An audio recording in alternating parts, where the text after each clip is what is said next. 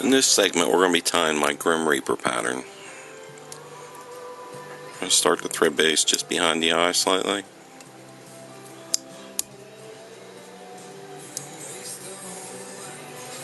Next, we're going to tie in some UTC Ultra wire in small red.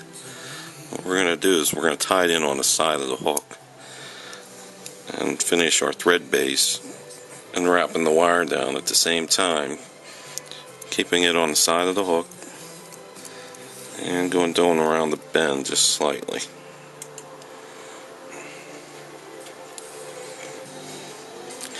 Next, we're going to tie in some UTC gold holographic tinsel in medium. We're going to just tie that in right there at the wire and bring our thread up. And we're just going to make some wraps, just overlapping slightly, work our way up the hook.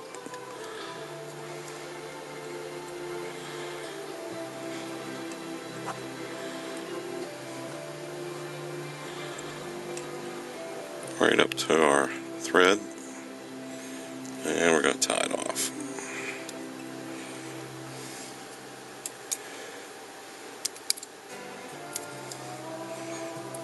Sure, it's tied down good. Now we're going to counter wrap our wire and rip the body up. Nice even spacing.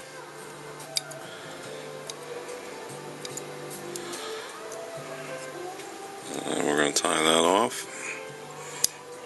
Tie that down good. Keep the pressure, and we're going to fold that back and lay it. Make sure we're tied in good. And we're going to trim it off or break it off.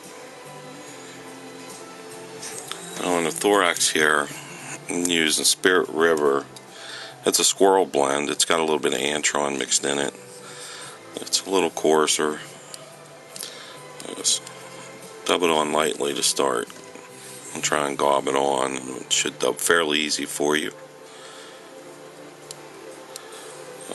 I've had to change the dubbing, so if you use any dark earth tones, it's worked well for me. Some of the materials through the years have been discontinued. I've had to change, but I've kept it to a dark earthy color, and the dark hair zeros worked well.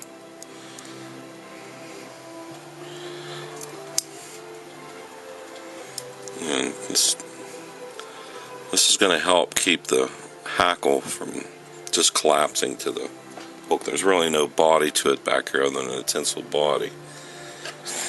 So this is going to help give us a little bit of body to the fly and keep the hackle up off the hook. And we're going to use some natural henback. It's a brown mottled color. I'm just going to strip that fluff off the base, and we're going to tie this in at the tip. Just stroke those fibers back, expose the tip, trim that off a little, and we're going to tie this in now. A lot of instructors will instruct, shiny side out, dull side down. The way I like to teach is all your feathers usually have a natural contour to it. You can see it's curving back. And that's how we want to tie that in for a wet fly. When we go ahead and turn this around, the hook here, we're going to start bringing it around. And with each wrap, we're just going to fold these back. Just lightly. Don't try and kill it. You're going to break the feather. As you come up every time, just fold that back. And progress up to the eye of the hook. And here we can get fairly close to the eye. It's not a real bulky hackle. That's going to help us tie that down and fold those hackles back like such. And here's a little trick that I use. And most of my flies, the stem, I don't want to just come in here and trim that off as it is and tie it down, because you're going to end up with that stubble sticking out. So we want to fold that back and tie down over top of it. and just incorporate that right back when we tie the hackle back as such. As you can see, the dubbing's given some body to it. It's not going to collapse against the body of the fly. And once we've done that, we can go ahead and now trim that. As you can see, that stubble is just going to bury into the hackle.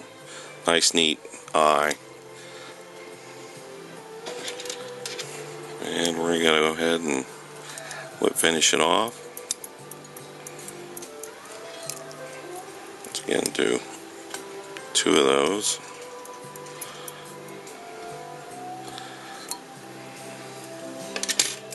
And that's it. There you have it. Grim Reaper.